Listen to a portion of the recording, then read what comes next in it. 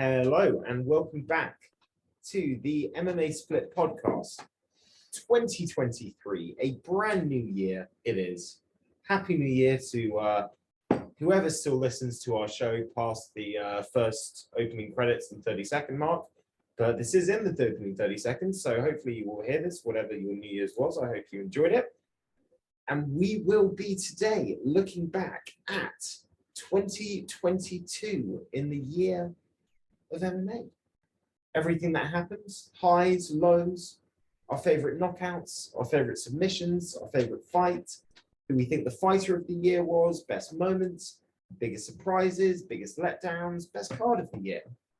As all of you can see, we are on video and we have with us Mr. Tommy T himself of Beat the Bookie fame. This man has been keeping an eagle eye on sports. Not so much. He's a busy man. He's got many projects, hand in many pies, as they say, trying to conquer the rental empire business at the moment. Still giving sports tips when he can. Sure, he'll be giving some hot tips for 2023 when we have a quick look ahead. And got a little bit of his time. So, Tom, thank you very much for joining the show. And are you excited to give your thoughts on 2022? Thank you very much, guys, for having me. And yeah, of course, super excited to be on the show and super excited to give my thoughts. Everyone can actually hear you this time. The last time we had you on the show, the audio was hot garbage. Nah, man's got his new iPad, he's got his vape, he's all set. Yeah, and everybody, beat the bookie. Like, subscribe. You want to make some money, particularly on the Premier League football. That is Tom's focus at the moment. Check out that channel. Who have you got Man U cherries tomorrow? Sorry? What bets have you got for Man U cherries tomorrow? Let me tell you now. Well, you know what? Go to my channel, Beat the Bookie. Good plug. It's a straight BJ Penn play. BJpenn.com. All right, fair enough. Before I talk about the cherries game, everyone, redirect. Go check out Tom's channel. This is an MMA-focused episode. We will not be talking about any NFL, which is horrifically depressing currently for the Dolphins. We do not need to touch on that. You say that now. The point, to be honest, though, we're going to record a few segments and cut them together. So there's a chance that might slip in. True, but it won't be involving Tom. His time is precious, and we have some categories to get through. So, like the video, guys, if you're enjoying the content. Subscribe if you're not already subscribed. Feel free to leave comments, particularly on an episode like this one. We want to know, what was your favorite knockout of the year? What was your favorite fight of the year? List your own contenders, list your own winners. We'd love to get your thoughts. So, what do you think the best fight of the year was? Perfect. So, we're starting with the best fight of the year. I don't have a few fights. I've just gone with the one. And this is hands down the best fight of the year. I've gone for Glover versus Yuri. I think that's a pretty good pick, to be honest, mate. It was such a good fight. So back and forth. Let's face it, Glover should have won that, but Yuri clinched it in the 5th round. So yeah, what a great fight. Actually, yeah, you know what? I totally agree. I just had a quick check my notes there. The only other kind of honourable mention I had in there was Gilbert Burns, Khamzat Chimaev. That was a fun fight. It was a good fight. I think I made my feeling on Prochazka Teixeira pretty clear. I want them to do almost as many fights as Moreno. I figure a lot of them do. Time is not on Teixeira's side, but yeah, that's a good fucking pick. Strong effort. Well, touching into more of the roundtable structure that you wanted, Josh. What was everyone's feelings on fights this year? Did we feel that we had because I remember trying to do this for 2020, 2021, and it was an absolute nightmare, man. And I do have some great fights picked out, without a doubt. So ones that I wanted to mention, kind of going through the history of the year. Going back to January, obviously you had Brandon Moreno versus Figueiredo 3. Great fucking fight. Kicked off the year in good style. Khamzat versus Gilbert Burns, an absolute barn burner. Poirier versus Chandler was a very good fight. Thompson versus Holland ended the year with a real bang in that second to last main event. Yeah. But here's the thing. It was a lot more great performances, I thought, this year than standout fights. There were still some great fights, But I feel like the individual performances or maybe some comebacks kind of stood out a little bit more than those kind of like epic sort of back and forth. Would you think some of that's just kind of things getting lost in the churn a little bit? Because obviously we've had a lot more events put on, sacrificing quality when necessary just because of the way it fucking went with the ESPN deal, and then just a shit, like a much larger roster, way more new fighters. You see a lot of like big name free agents kind of leave for other organizations. It's probably like fair enough, probably the right time. You know, look at guys like Anthony Pettis. You know, it probably was the right time for him to test new waters. They would Definitely. sign him, but at the same time, just a shit ton of contender series fights coming in, a shit ton of regional fighters coming in last minute to save fights. Just there's so many more fighters, so many fights. For me, things have definitely been kind of getting lost in the churn a little bit. And I think things are kind of like a little more watered down because previously, you know, when you'd have kind of like somewhere between 10 and 15 big cards throughout the year, just for the UFC, it's really more now. It kind of feels like you're going to get like more 3 or 4 like big cards, some local fight nights which might go off, might not, and then everything else is just, you know, they know people are going to pay for it, so they're just cuddling cards together as they can. Well, I'll tell you what I think was a factor as well. And I think we can all agree Yuri versus Glover, probably the best fight of the year. That in itself could have been the best fight of the year in many years. I mean, it really was a fucking great fight. But I kind of think this as well. If you look at like how we were talking about some of the big fights that didn't go the way that we expected or wanted to, that could have been fights of the year. So you think, you know, for me, certainly Yair Rodriguez versus Brian Ortega. That's one that I think we all thought might have been in that fight of the year category. And it's over with a pop shoulder. Yeah. Or you get, you know, something Oliveira. What was that, sir? Charles Oliveira versus Islam Makhachev. That could have been fight of the year, and it just was pure domination. Yeah. Well, Curtis Blades versus Tom Aspinall. That could have been one of the best heavyweight fights we've gotten in years. And it's over before it began. So I think, you know, even Arnold Allen versus Calvin Kattar, that could have been a fucking amazing fight. Yeah. So I think a lot of those guys that would have been like in that, those fights that could have been in that mix just didn't quite happen in the same way. Joanna versus Zhang Weili 2 was quite one-sided. Well, yeah, the other thing is, especially with rematches, is you're not going to bottle lightning twice. Adjustments will be made. Yeah, true. You've got the ring time with each other now. It's totally different. But yeah, I know what you mean. It's definitely been a bit of an off year. There's some weird things. I mean, I don't think it was going to be fight of the year or anything, but I was pretty gutted when we lost Nate Diaz to Chimaev. We talked about it. We did the supplementary episode when we had the whole switcheroo.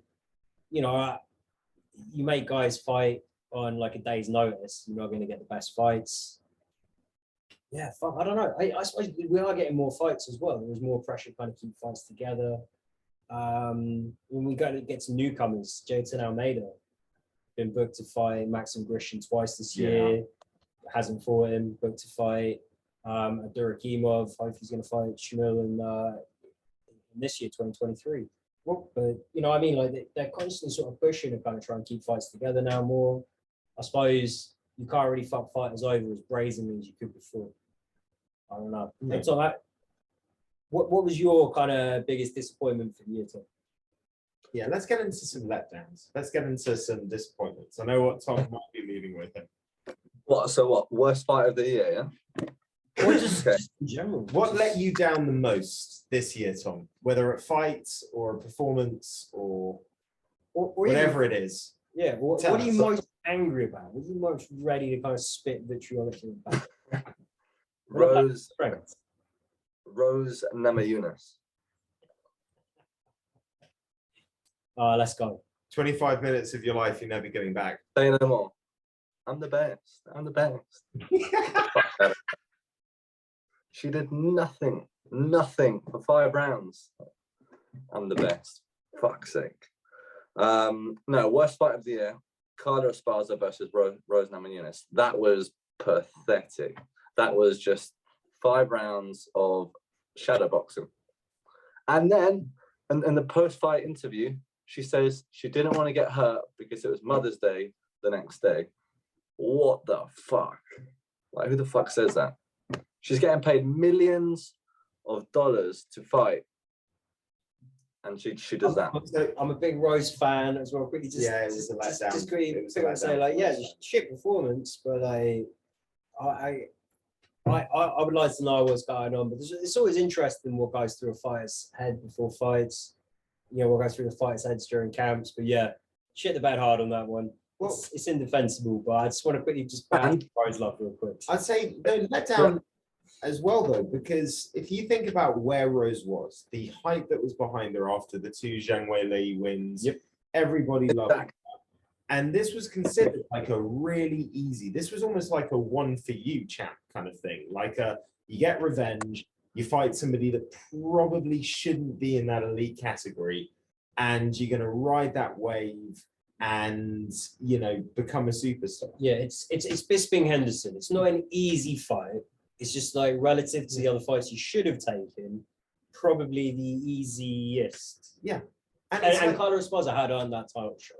Out of all the fights to shit the bed in, man, on that card, that was so good card as well. We were so amped for that. And then that happens, you're just like, for me, it was just confusion. It was just like, why are her coaches not grabbing her, screaming at her, and telling her, get your fucking act together?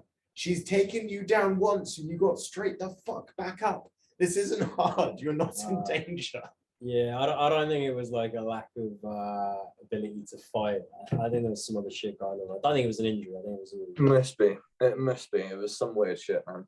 Also, it led to also all of the weird Rose and Barry shit coming out as well. So it was a bit of a snowball effect for Rose.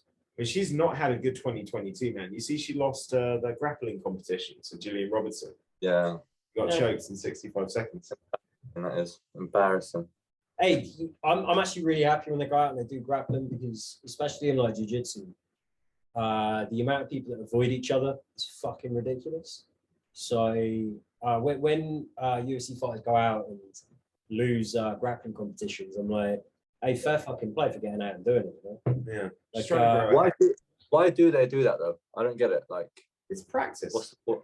yeah, What's the point? practice, a bit of money sometimes, just a bit of a laugh sometimes. But like Sean O'Malley, I don't know if he's still doing it, but when he really started trying to round out his game, he was going and doing a shit ton of grappling competitions, gi and no gi, and everyone was just saying like what a good fucking head he had on his shoulders, and what like a sound lad he was, really getting stuck in, embracing the cultural things. So I think like, especially if you're doing any kind of organized sport, but particularly with martial arts, where there's so much kind of discipline and cultural focus involved, you know, you probably do see a lot more kind of joy in taking those little like grappling competitions and things.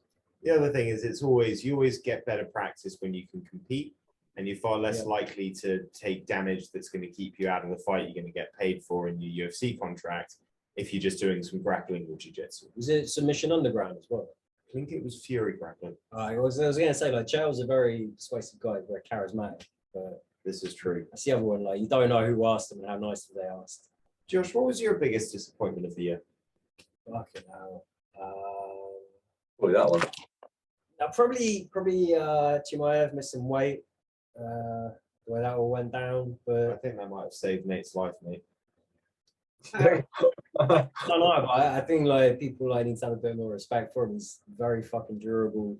Chimaev is very hittable. Just I could just see ways that if you get outside the first round, he was going to take that 1 or 3, and it wasn't going to be a close fight. But I didn't think he was going to get like manhandled. You know, worst case scenario, it was going to be like a repeat like the Rory McDonald fight. He was just going to lose like convincingly, and just it was going to be a weight disparity. But you know, even in that fight, it's not like you're like, oh my god, throw in the flag, someone save him. It's just it's a lightweight fight in one of the best welterweights in the world. Of course, he hasn't got a chance. Yeah, and so much bad shit happened as a result of that as well. Like Kevin Holland lost his mojo and had to fucking have his confidence broken by Chimaev. The Leech got robbed. Yeah. There was a lot of bad shit. My biggest letdown, I've got 2 to be honest, man. And they're very different ones. One has been the judging this year. Oh yeah.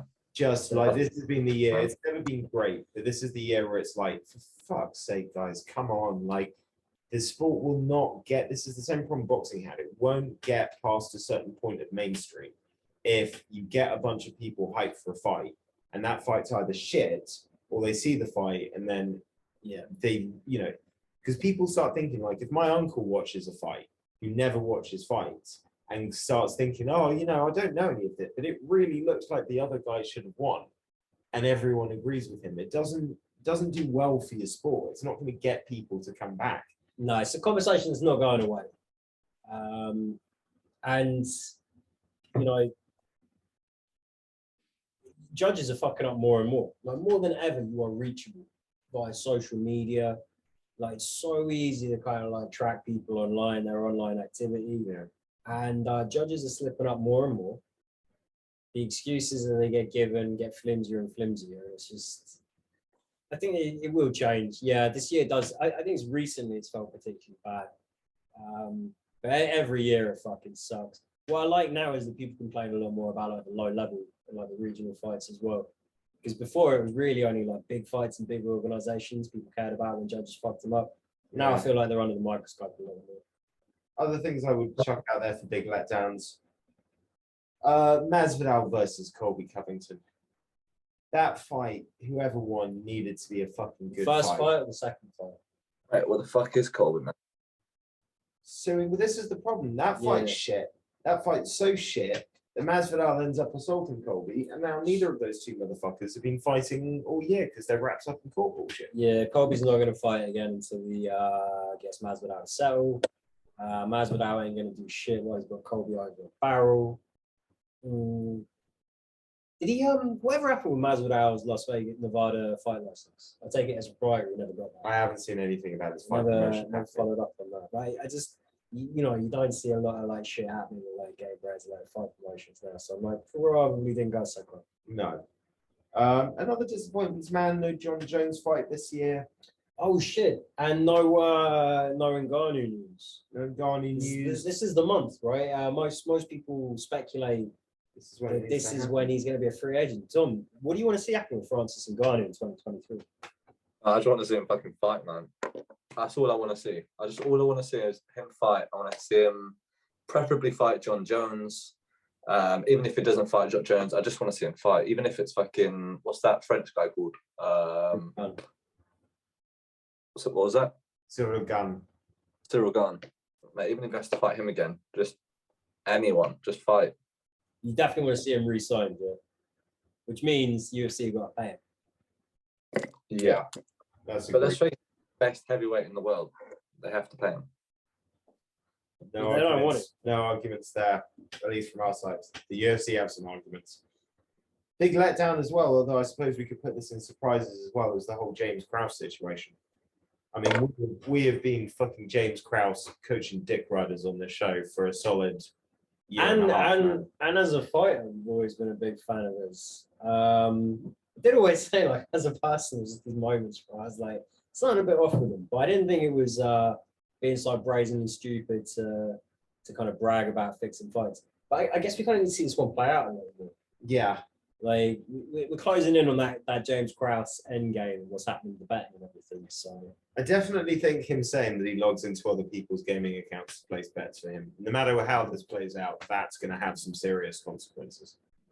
it should, but it wasn't actually against the UFC's code of conduct at the time, right? No, but it's against the gambling accounts that the gambling companies that give those Right, accounts. right. You're not allowed. It's defrauding somebody to place bets when you're not the account user. Either way, it's fucked. So either way, he's. I think his days of shagging Laura Sanko in her open marriage are over. Do you know what? Like, even if you take a smart guy and you take 20 years to knock him around in the head, my dad is going to do some stupid fucking things. It's just a fight game. Agreed. Let's get back to some awards. Let's look at knockout of the year. There were some good contenders on this one. Tom, you're welcome to kick us off again. What was your favorite knockout of the year? Knockout of the year has to go to Leon Edwards, hands down. It's a very good choice. Very good choice. Definitely fits the moment of it. World title fight, chips against the table, your back's against the wall, sets it up And with technique. the person he knocked out. Very true. Yep. No one had I ever think knocked he's him out. exactly that.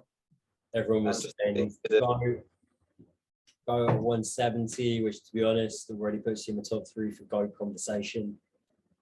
Yeah, man, that was my pick too. But I did also give just like a little bit of an honorable mention. Pereira's finish with Adesanya, the knockout of Strickland's. That was good. Out of the year.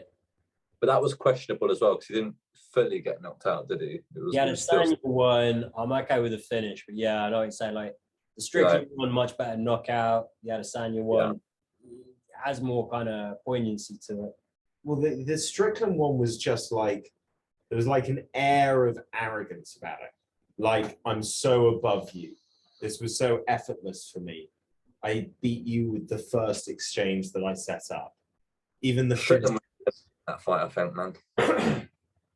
So He just no defense in that fight. He was just an idiot in that fight. When Matt started talking about the arrogance of it all, I wasn't sure if he was going to start saying Strickland was being arrogant or correct. It's like audacity to throw such a textbook hook in a pro fight, a world-class fight.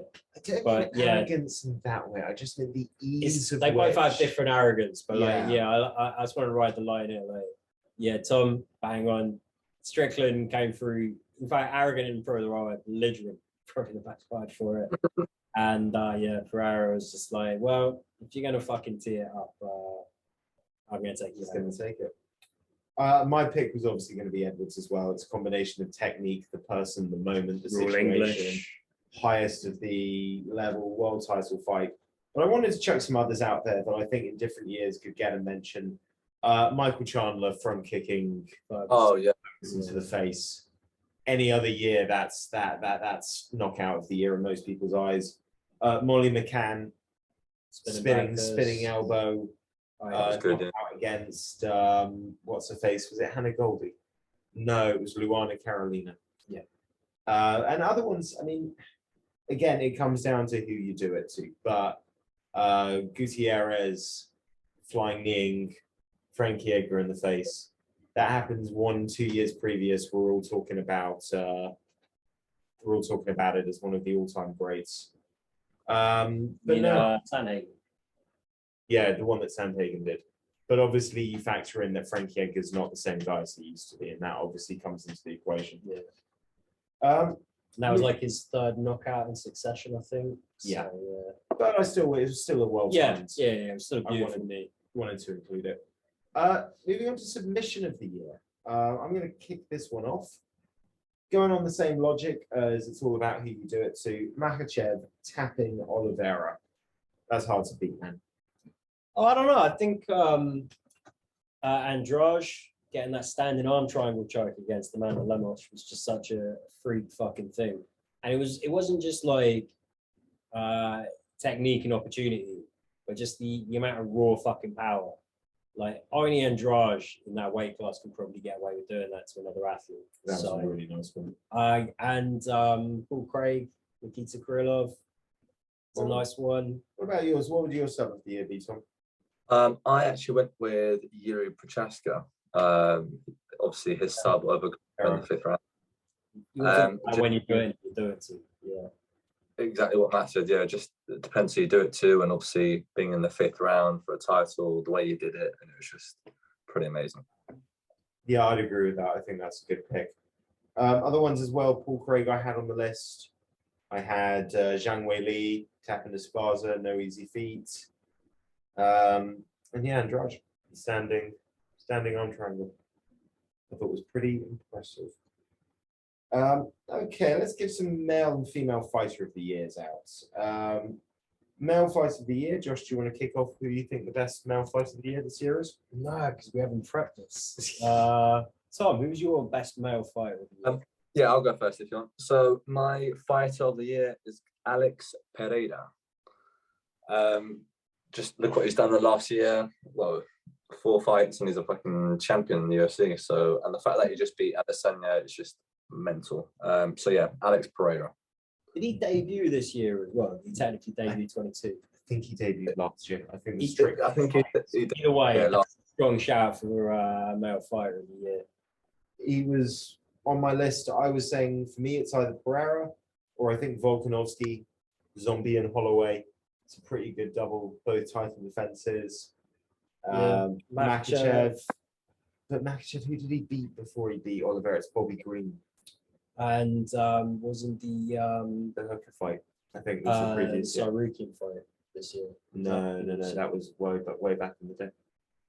So I mean, fuck, I thought he had another fight this year. But I did as well, but I think it's the Bobby Green fight. Could be. He fought anybody after Bobby Green. But still, I think taking Oliveira out for the belt, It's worth mentioning as well.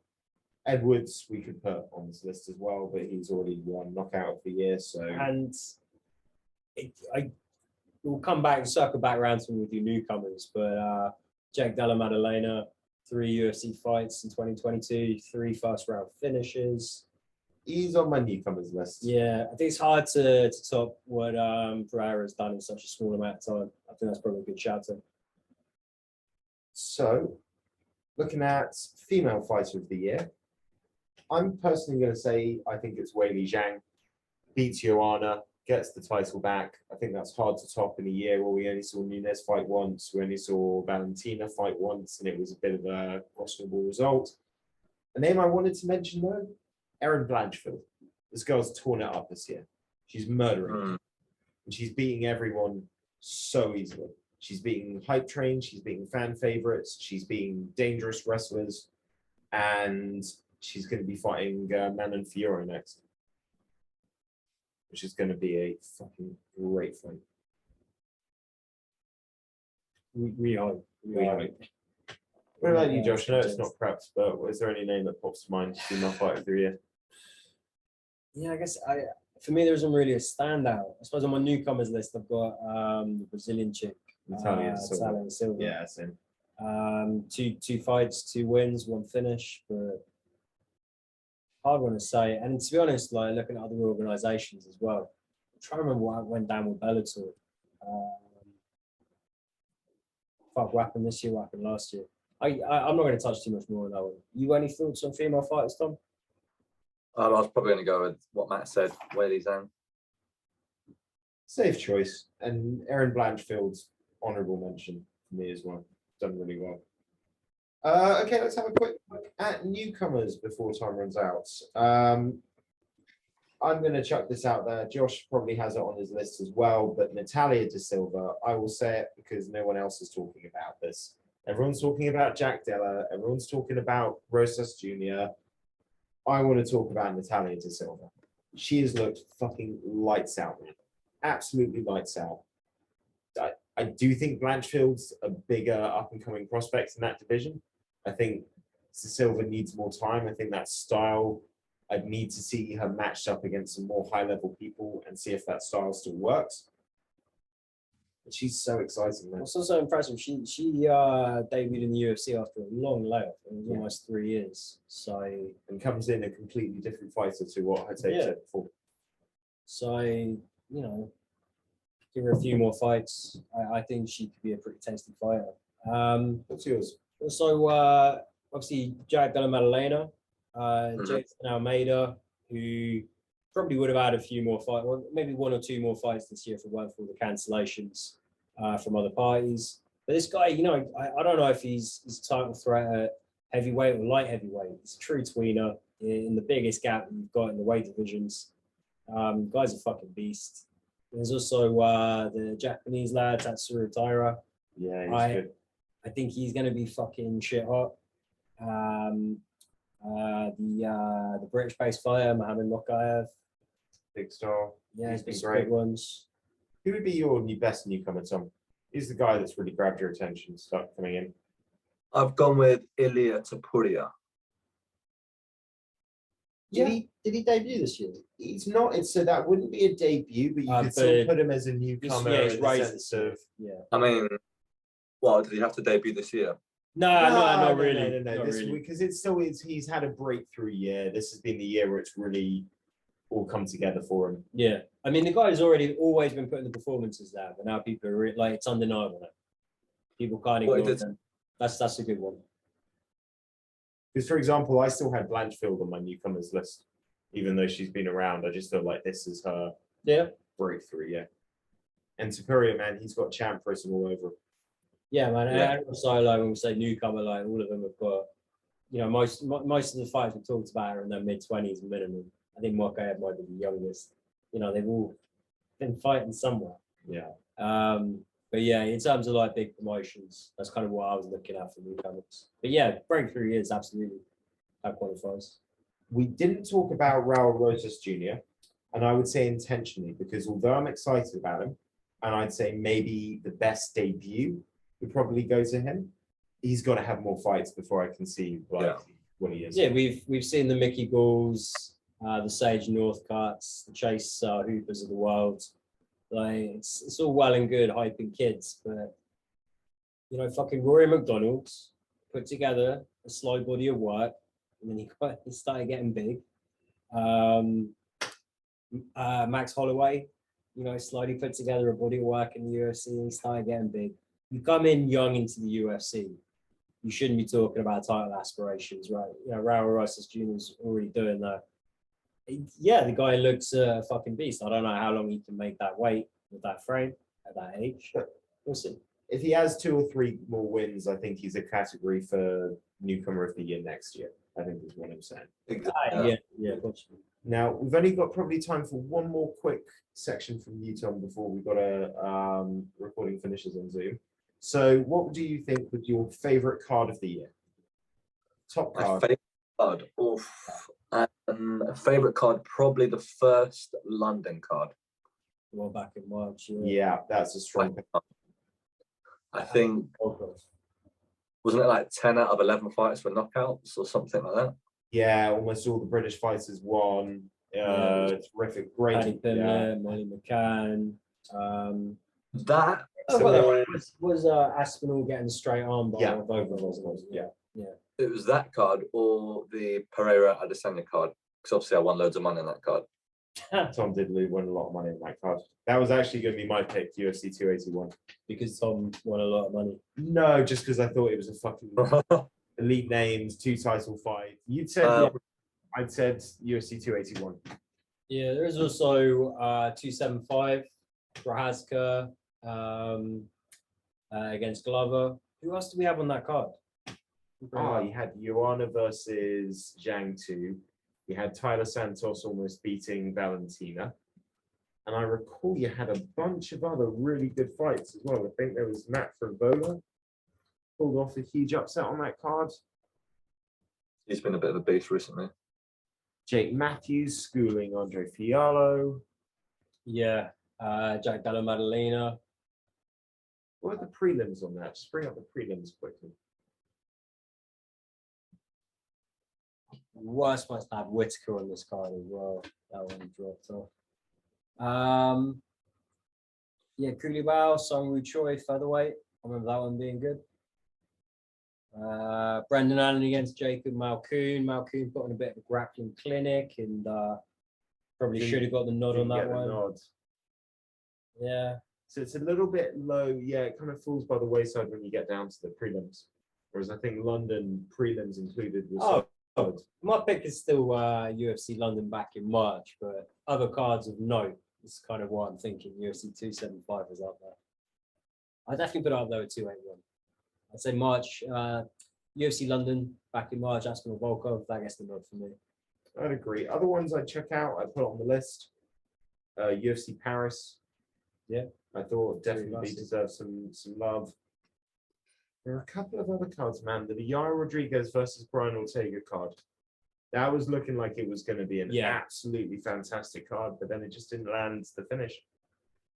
UFC 282 was a great card until the last couple of fights.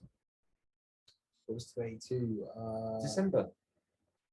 You had Duplessis against Till. Yeah, you got to remember, I've been doing several months of not sleeping now, so even going back that far, I can't think. I thought the recency bias would help, but no, if you don't sleep, everything goes out the fucking window.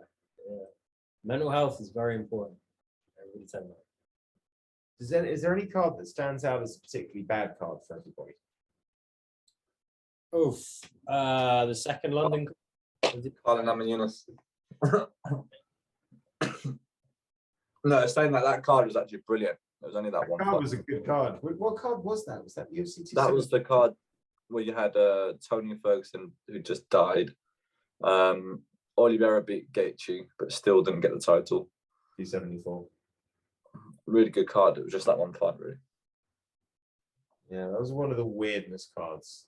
What Oh, it's the they're thing, missing like weight. you talk about judging cards, it's like you talk about a good card, it's a unicorn. You talk about a shit card, it's kind of like most weeks. You don't really, I don't know, like it's any kind of sporting event. You know, when I watch a game of football, I don't expect 90 minutes of light out action. I expect an overall experience that I can take home with me. You know, I expect highlights here and there.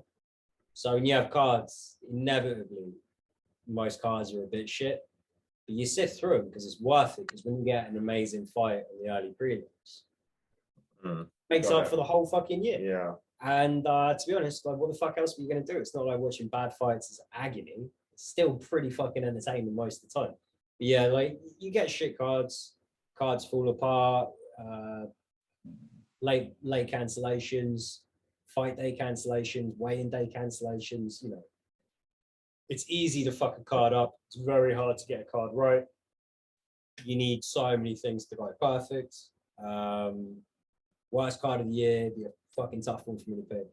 I think it's just like, it just comes down to what we were kind of talking about, like what were the biggest, most crushing disappointments of 2022. Yeah, I agree with that. But that second London card did also slap ass. And That second London card was bullshit, man. yeah, sometimes it's the crowd. Oh yeah. That second London one was the crowd. There's a few other fights, a few other events this year. The crowd did ruin it, or took the shine off it. So ruin's a bit too strong. Yeah, because you had a few great crowds, man. I thought the Orlando crowd, the first London crowd. There are a few which really nailed it, and then there are a few where it's just like, come on, guys. What's going on here? Yeah, burn all the wrong things. Empty for like half of the fucking night. Just That's something I'll never understand, man. You've paid your money to go see these fights live. Why would you not see all of the fights live? It makes no sense to me. All right. I mean, I understand when people have like, you know what I mean, like you gotta look after the kids up to a certain point, or you can only get so much time off, or you've got to work up to a certain point. But that's yeah, it's supposed to how empty seats are up until the main card starts, and even then, really up until like the final 3 fights. Sometimes you're like, these fucking people don't deserve the tickets. I deserve the fucking tickets. Well, the problem is when you don't see half of the fights, it's very easy to miss people in our next category, which is this is official debut of the year. So this is not newcomer. This isn't overall who's had a breakthrough year. This is your first fight, if it was in 2022, who came in and put that big stamp and seal of authority and statements as to who they are. I'm going to pick, through no surprise here, because again, she's getting some love on our award show this year. I'm going to pick Natalia da Silva, because again, she comes in. I remember that card. All the hype was about the girl that she was fighting. Canadian, silver medalist, quite world-class wrestler, was getting all of the love for the fans. It was built like it was her night. And Natalia Silva was just the armbar girl, apparently. And she comes in, takes a whole crowd that was behind one fighter, and had all of them singing her name by the 3rd round. It's a solid debut. I'd say Raul Rosas Jr. is probably a bit more dominant in his. No, I agree with Josh. It's got to be that Rosas Jr. I'm not going to argue with that. It was a fucking amazing debut, and he's 18 years old. Do you know what I was doing when I was 18 years old? Drugs. Too much cocaine. Drugs. Yeah, lots of them. English. Drink. Drugs. Yeah, it's a miracle we've ever accomplished anything in history.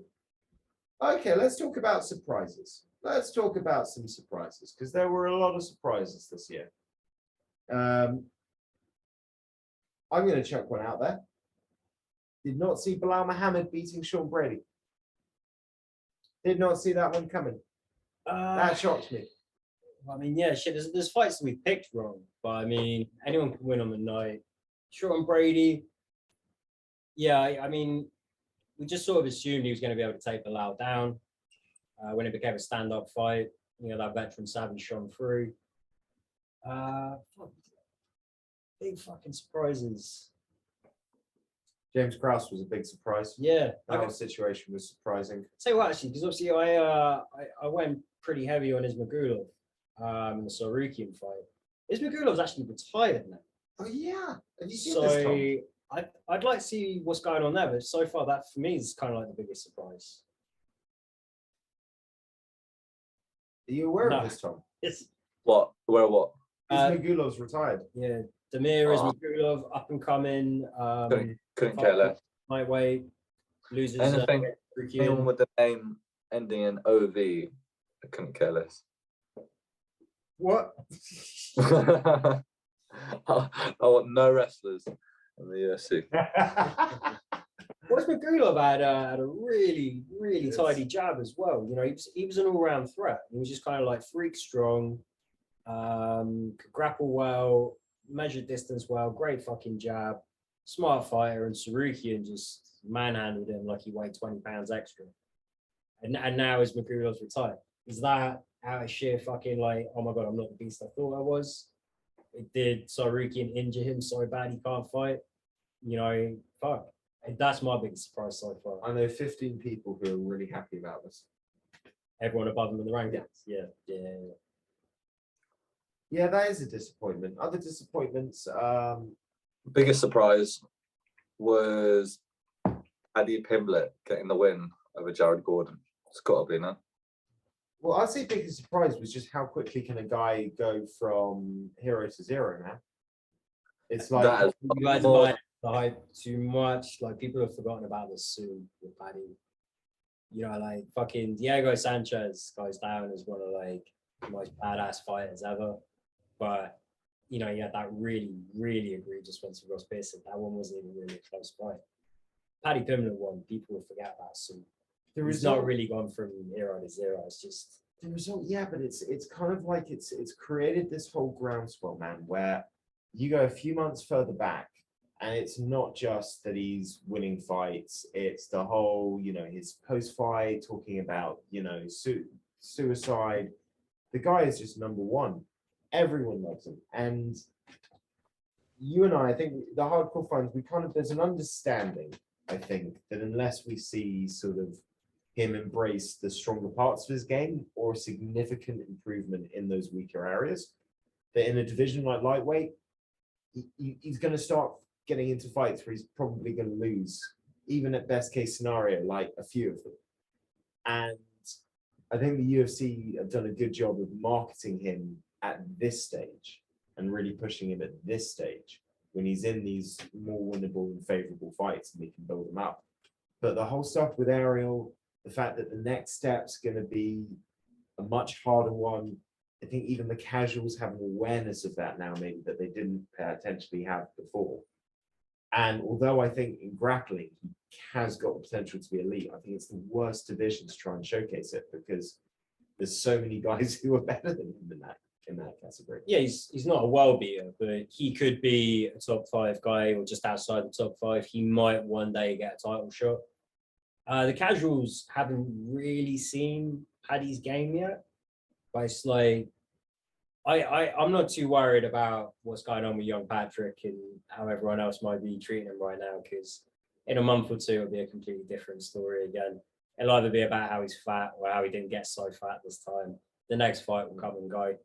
As long as he actually starts fighting the way he did back in Cage Warriors, he's going to be fine. He's going to look good for a long time. But, It is he just hasn't done it in the UFC. So.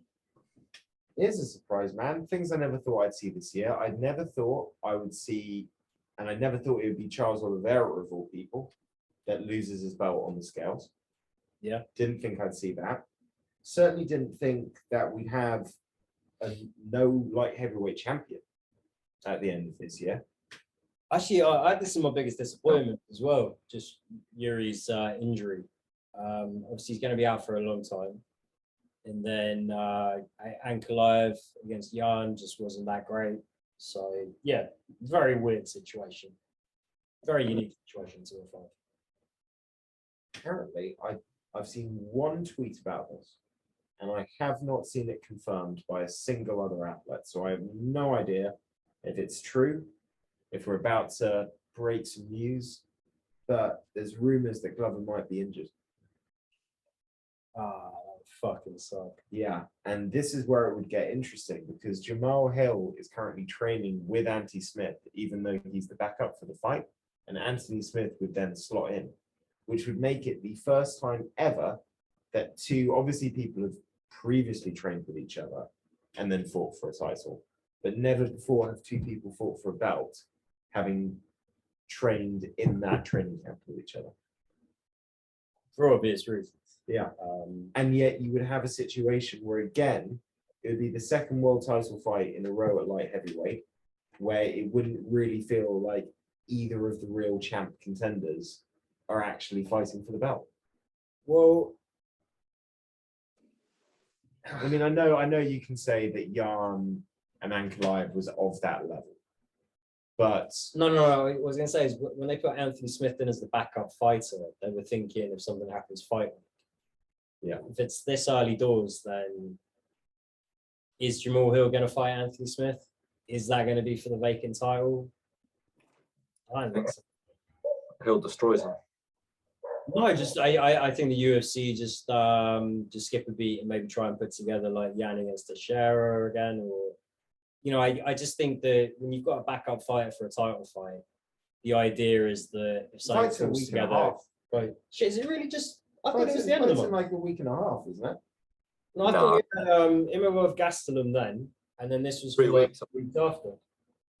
I'll double check, but still, it's like either a week. It's like 2.5 weeks. It's not. Shit, I thought it was almost a month of it. Yeah, I mean, not this weekend, but next weekend is okay. So it's 2.5 weeks away, but fight week is. You know what I mean? Fight week is we're in a 3-week span. They're not going to just. It's not fight week, that is my point. Yeah. I don't think that they necessarily do Smith Hill for the title. I haven't seen it confirmed. So one tweet and Yeah. need more information. Yeah. But I mean, like, shit, this is a round table, so we can fucking speculate But- on those. It does get lead on to our final section that we can really touch on, which is kind of predictions for 2023. I think it would be fucking hilarious if Anthony Smith ends up winning the world title after losing to Ankalaev with the ankle break and then having the fight taken off. Like, what a way to turn a shit 2022 into a fucking Bisping-esque miracle 2023. I mean, it'd be pretty amazing, but then hopefully at some point you got Yuri coming back. Hopefully Teixeira's still in the mix before he retires, if he really is injured. And you got to assume that once Blachowicz and Ankalaev get another win under their belts, they're kind of right back up there. So yeah, that would set up a great fucking 23, but it'd be a tough 23. What fights are you looking forward to most on in 2023? Either that are already booked or that you're hoping to see happen? I'd love to see Charles Oliveira versus Islam Makhachev again. That'd be a good one. I just don't feel like Oliveira was at his game when they fought. Maybe I'm wrong. Maybe he just dominates. Another fight. To be honest, I really want to see Glover versus Hill. I hope that's not called off. That'll be a good one. And yeah, I'm sure there's a bunch more. I just can't think right now. Right, you, Josh. What fights are you looking for? What fights would you like to see most, either booked or unbooked, in 2023? I want to see Whittaker get another fight rebooked soon. I want to see Whittaker fight soon. Fights haven't been booked. I would like to see. Definitely, John Jones against Stipe or Ngannou. Or honestly, just anyone at heavyweight. Just not having John Jones make his heavyweight debut last year kind of sucked. We might lose Ngannou, or Ngannou will go to another organization where There aren't really a lot of heavyweights outside of the UFC that I care about right now. So the idea of Ngannou fighting for any other organization kind of just feels like people are peeling off my fingernails. It's too easy for him as well. Yeah, you think, you hope. I mean, I'm kind of saying that's why there aren't the matchups there. I mean, like with the fight you do like a crossover, it's going to fight like Fedor or Ryan Bader, or it's like just these aren't exciting fights. Yeah, I really, really want to see Ngannou get paid, re-sign, fight John Jones. That would be my biggest kind of dream matchup for 2023. Well, obviously, I want to see Brandon Moreno fight Figgy at least 3 times Yeah, next so year. smart shout. Glover versus Yuri twice. Leon versus Usman. That trilogy's got to be done. Definitely want to see that. There's a trilogy now, isn't it? So And I think Usman's going to do well in the rubber match as well. Yeah, I think he takes it. Sorry, not Usman, Edwards. Yeah, I'm with you. I think Edwards beats him easier. You think so? It's easier, yeah. I think that head kick knockout was there early on in that fight. I kind of saw the opportunities in most of those first 4 rounds. And he was just kind of waiting to pull the trigger. I feel like Edwards has got more of a read on Usman than anything. And I think Edwards can continue to like defend the takedowns well. He's got 5 rounds to get it done. He hasn't got to rely on a decision in the same way that no knees Usman has. I like Rocky. It's not 4 miles in altitude. Yeah. As well. And what else am I really looking forward to next year? I'm very curious to see what Volkanovski at lightweight looks like. Yeah, I think he's got a really good shout against Makhachev. And I'm really excited to see what Chito and O'Malley do this year, bantamweight. I don't see that. I see a lot of belts changing hands this year. Yeah, man. Like, Tom, which belt do you think is the most likely to have the same champ come January 24? Probably Islam Makhachev. Yeah, I think Charlie Olives could get a rematch this year. I'd hope so. I'd hope he beats him, but I just think Islam's too good. If we're talking who's keeping their belt, I think Volkanovski's got the best shout. Here's the logic. He's not having to defend his own belt at the start of the year. He's moving up. If he loses that fight, well, he defends his featherweight belt later in the year. And I would still back him against either Yair Rodriguez or Josh Emmett. If he wins that fight, it makes it even less likely that he's going to immediately rush back to featherweight. He's going to need some time to lose the weight that he's put on for lightweight anyway. I could see him not only fighting once at featherweight, if that. And it will probably be like an Arnold Allen, which is not an easy fight, but for or a Josh Emmett or Yair. Yeah, very winnable fights. So, yeah, I think Volkanovski's got a great chance. I don't see Figgy keeping the belt. I think even if he beats Moreno, he'll lose one of the other 4 fights that they have against each other this year. Or he'll just decide he moves up to bantamweight. 170. The problem I've got with Leon is even if he beats Usman, you've got Hamzat that's going to be waiting in the wings. Yeah. I don't like that fight for Leon. Do you think Hamzat takes any more fights at 170? Do you think middleweight back into this point? I think if Izzy's the champ, he'll look at 185 and think, I can take this guy down. I think if Pereira's the champ and beats Izzy in a rematch, I think Hamzat looks at that and thinks, that's a big guy. Maybe I take him down. Maybe he hits me once and I fall asleep. Or if it's Rob Whittaker, maybe he thinks, fuck, I don't know if I want to fight Rob Whittaker. There's not a lot of weakness there. Yeah, man. I mean, I just think he's arrogant and his ego is going to dictate it. I mean, his management have been calling out for a 185 title shot next anyway, but that's just kind of what management do. Yeah. So I think we all agree the safest belt is 145 Amanda Nunes. Oh, yeah. The only way she loses that is she rescinds it. Yeah. So, yeah, Nunes, Shevchenko. I think pretty secure. Volkanovski, even if he was going to have a busy year, probably pretty secure. Makhachev is a good pick. I think has a lot of good rivals coming up, but probably not this year. And I'd say light heavyweight's there's definitely gonna be a champ by the end of this year. Or so help me God, I will burn the UFC to the fucking ground. I think the Bullet loses her title this year. Yeah, I think someone beats Shevchenko. who are you picking? Phil might have the wrestling. I'd love it to be Alexa Grasso, but I think she's too small. And it looks like she'd have to have one more fight, at least one more fight to be in the mix. Fiora and Blanchfield have got that title eliminated. You know, yeah, Maya did show you can take a round off her. You know, all you gotta do is win 3 and not get finished. Blanchfield's different, man. She's just So is Shevchenko. I know, but Shevchenko's what, 35 now? Like eventually she's gonna slow down, man. That style is built on speed. Yeah, but she is so much faster, psycho technical, and so strong for that weight class. I don't know. I think this year, I think she's pretty good. I don't think she's going to lose her title. Figgy Moreno will probably be one of those two. But even then, I couldn't tell you which one. Sterling's going to have a tough round. Yep. There's a lot of killers at 35. If Sterling is the champ in January 2024, either he literally just did not fight, or we might actually have to accept he's one of the all-time greats.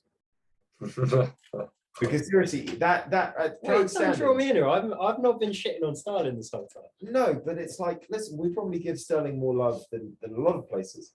But like, it still feels weird to consider him as like one of the all-time greats. And here's the thing: if he beats Cejudo, why can't I say that name? Cejudo, and then he follows that up with a win against somebody like O'Malley. So fuck, suddenly what? You've got Young twice, Cejudo, O'Malley, TJ, Sandhagen. You got names. Yeah, I mean he's already got some decent names. I'm trying to remember. He lost to Brian Caraway, didn't he? Yes, Brian Caraway and. Because I was about to say, like, I beat Brian Caraway. Even if on some level he's just Misha Tank's bitch, that is still a good fighter. But no, he actually lost that one. Pereira doesn't keep his belt all year as well. If Izzy doesn't match, Rob beats him hands down. Yeah. So. I think there's a lot of people that are probably giving problems. And again, I think Izzy could beat him in a rematch. I would put money on Izzy in that. Yeah, 85, I think changes hands. 205, I've made my feelings clear. And 265, well, shit. Even if they do re-sign Ngannou, I don't know.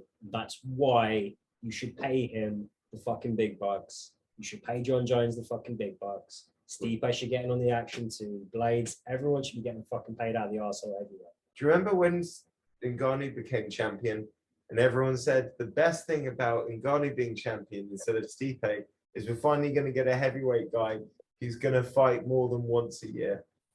Who remembers that golden nugget of a line? And then he wins the belt in fucking March. Who said that? A lot of Joe Rogan, DC, many MMA podcasters. Those are two guys that speak in hyperbole because they're paid to, right? Like they're both kind of idiots when it comes to shit like that. Like, Ngannou will fight often if you pay him, and he will fight through injuries if you pay him. If you pay him 600,000 a fight, no, just easy. That's talking about heavyweight. That Sergey Pavlovich is a bit of a scary motherfucker. Mm-hmm. I could see him being champ in a year's time. Yeah, there's a few guys that if they can put it together. So Pavlovich has probably got the most upside. Spivak, every now and again just looks like there might be untapped depths there. The Brazilian lad was kind of a bit up and down. Not Brazilian lad. I have to kind of spill. Michel Pereira. No, heavyweight. Still thinking heavyweight. No, Gelson Almeida. No, I wasn't. Augusto Sakai. Augusto Sakai. You got Augusto Sakai, and is he Polish? Oh, Sergey Spivak. I was gonna say Marcin Tibura as well. When he fucking puts it together, it actually looks pretty fucking good. You've got a lot of guys in heavyweight that if they're actually like on their day, like look fucking legit. And again, at heavyweight, it's like how much physical potential do you need to have? Because again, you just got the wee little fucking gloves on. Yeah. So it's like as long as you know how to kind of slip inside and counter, you're always a threat. Or if you know how to kind of like change levels and take someone down and mix it up like that, you're always a threat. Heavyweight's too fucking fun for them to not be opening up the pass. So I get very upset about it. I think we've pretty much covered all the categories we wanted to. The only thing I'd ask you, Tom, before we love you and leave you and say thank you very much for your time, who do you want to see go away in 2023? Who are you bored of in the MMA community? Fighter, journalist, podcaster, commentator? You can't say us. Who do you just want to see not be around in MMA anymore? Oof. Mate, what kind of question is that? It's one that's going to create some controversy. Someone who I hate is Paddy Pimblett. Honestly, I don't like him at all. How come? I just don't rate him. He's just annoying. I don't think he's a good fighter. And he's just so overhyped. And saying that, like, I was a fan until his last fight. And then just what he did after his last fight just lost me. Do you remember the Julian Erosa fight? He basically did the same thing. Basically lost the close fight. The judges gave him a unanimous decision. And just came out and just went, well, anyone that knows anything about fighting will say, I won that fight. It was just the exact same kind of, sort of bullshit you kind of like have to put out to the press because, you won a close fight. You don't want the narrative to be like, doubts himself, knows that he lost or anything like that. So you got to say the stupid shit you say. I'm not defending him or anything. I'm just saying, like, every athlete does this, right? Paddy Pimblett might be annoying, but I don't agree with you. You guys seem to hate him a lot off that last fight. I think if he turned around and was like, yeah, that was a close one, I'm going to work on this, I'm going to work on that, I think people would have been a lot more like forgiving. Or like people would have liked him more anyway. Well, see, I was never massively on the Paddy train. I've been disappointed and impressed at different points. I certainly think it's cool to get somebody that, like, I've got mates that don't watch MMA, but if Paddy's fighting, I'll get them texting me being like, what time is the Paddy fight? So, and I think that's a good thing for MMA. I didn't agree with him on the whole Ariel Helwani crap. I thought the way that was handled didn't look great. And I think it was the combination of factors, the poor performance, the getting the judge's result, what he said afterwards, the build up to it. What I would say though is, and this is where I would agree with you, Josh, is if look at what happens when you don't do that. Jan Blachowicz. If Jan Blachowicz had done the I won that fucking fight, Joe Rogan never would have put it into his mouth trying to get him to say he'd lost a fight when he had every reason to think. And he was trying to say a draw is a reasonable result. I think I won the first 3 rounds and probably won the last one 10-8. But by not having that dickheadishness, I won the fight, it gave Joe Rogan the ability to kind of insert that negative narrative for him. Mm-hmm. So I can understand that. Yeah. Well, shit, do you remember Forrest Whitaker against Tito Ortiz? Whitaker's so like... Forrest Griffin, sorry. Forrest Griffin's so convinced he's lost the fight. Him and his team run out of the octagon to go to the changing room. Before the results are called. He just walks out. And then has to come back in to do the post-fight interview. When he finds out he's won. Yeah. Like, so if you don't back yourself, people are queuing up to tear you down. And I think when English athletes or British athletes do it more than anyone else, I'm like, well, our press is particularly cunty. So when I see British athletes being, I don't know, pretty fucking conceited about things, I'm like, well, how much of it is kind of just media training? Not even just like specifically having like a media PR person go, say this, but just you just sort of conditioned to kind of believe this way. But like at the same time, that's why we value humility and honesty so much. It would have been better, Tom, if he had to come out and said like it was a close fight, but I won it. But you know, right after a fight is like the worst fucking time to talk to someone. So yeah. Well, Josh, we're a little pressed for time, so I'm just going to ask you very quickly to give the person that you would like to no longer have to deal with in 2023. Who do you want to go away in the MMA world in 2023? Mike Jackson. Mike Jackson, good pick. Who's Mike Jackson? He's that journalist turned MMA fighter that fought and lost to Mickey Gall for the right to fight CM Punk. Then fought CM Punk anyway. Had that overtime for weed, was it? Yeah, he's just And not then- good enough to be in the UFC. Yeah, basically. and then he fought that Irish fighter, I think, Yeah. who came in and just fought absolute dog shit. And then was that a DQ? Yeah, won by DQ. Yeah. And then he had a recent run-in with Jake Shields at the PI. There's all the stuff going on social media. I'm not gonna go big on Jake Shields here and be like, people should leave Jake Shields alone. Like, yeah, he makes his own fucking messes and stuff, but just the fact that Jackson's getting caught up in this fucking bullshit, I'm just kind of done with Mike Jackson.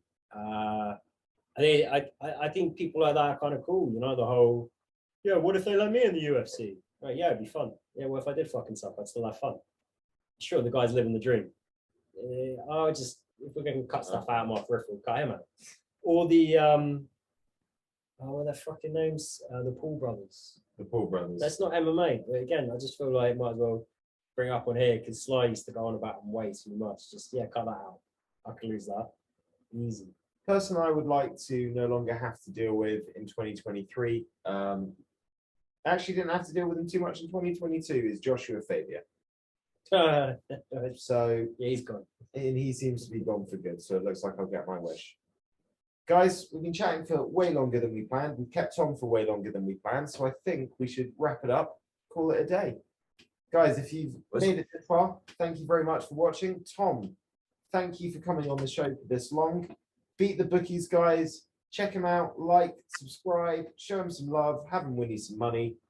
And I think he's got his predictions for New Year's Day's games that have just come out. So keep an eagle eye out for those.